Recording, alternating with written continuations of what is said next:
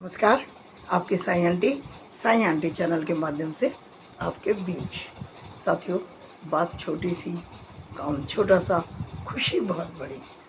इस विषय में आपसे चर्चा करती हूँ कि साथियों, कई बार क्या होता है कि जब हम रिक्शा करते हैं तो रिक्शा वाला कहेगा 20 रुपये, हम कहेंगे नहीं भैया 15 ले लो।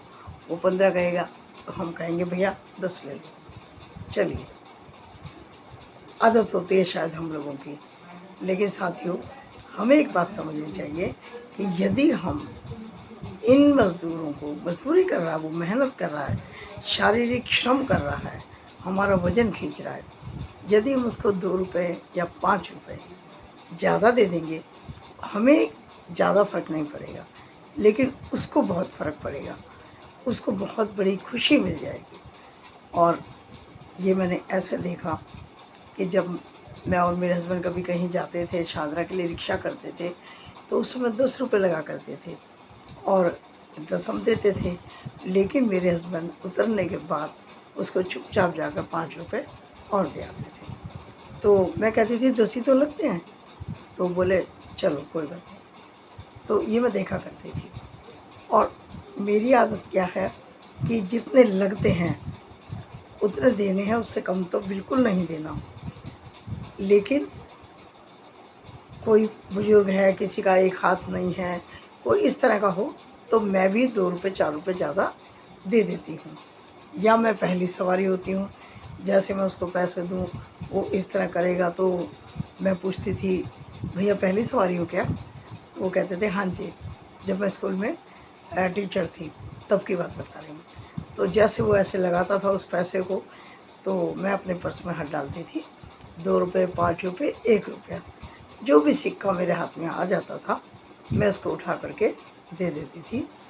ये उसका भाग्य कि मेरे हाथ में क्या आया, इस भावना के साथ कि इसकी रोज़ी आज की अच्छी हो, सद्भावना के रूप में।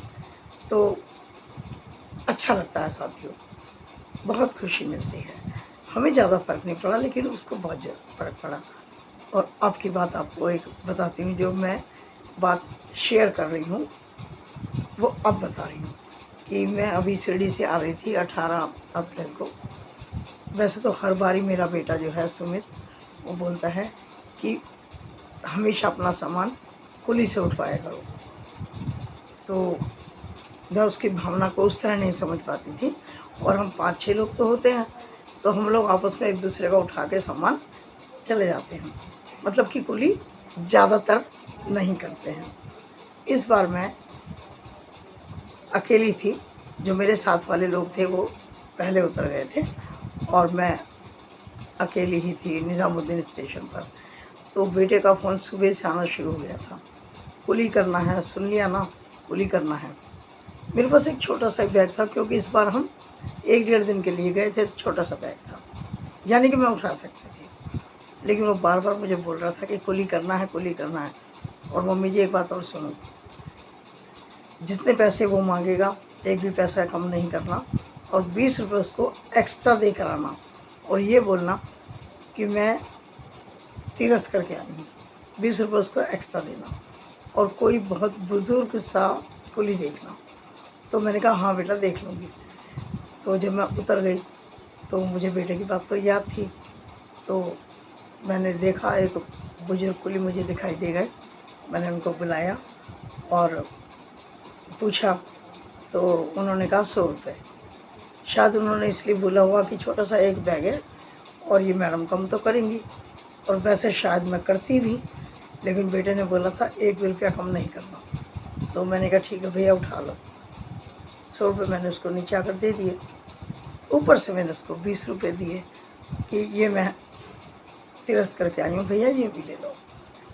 सच बता रही हूँ साथियों, उसके चेहरे की मुस्कान, उसकी आँखों की खुशी देखने लायक थी। मुझे इतना आत्मसंतोष हुआ, इतनी खुशी मुझे भी मिली कि मैं आपको ज़ाहिर नहीं कर सकती। तो मेरा कहने का मतलब क्या है साथियों, कि जब भी कभी हम इन लोगों से, मज़दूर वर्ग से कोई काम कराएं, तो जितने पैसे वो कहेगा वो तो देने ही हैं।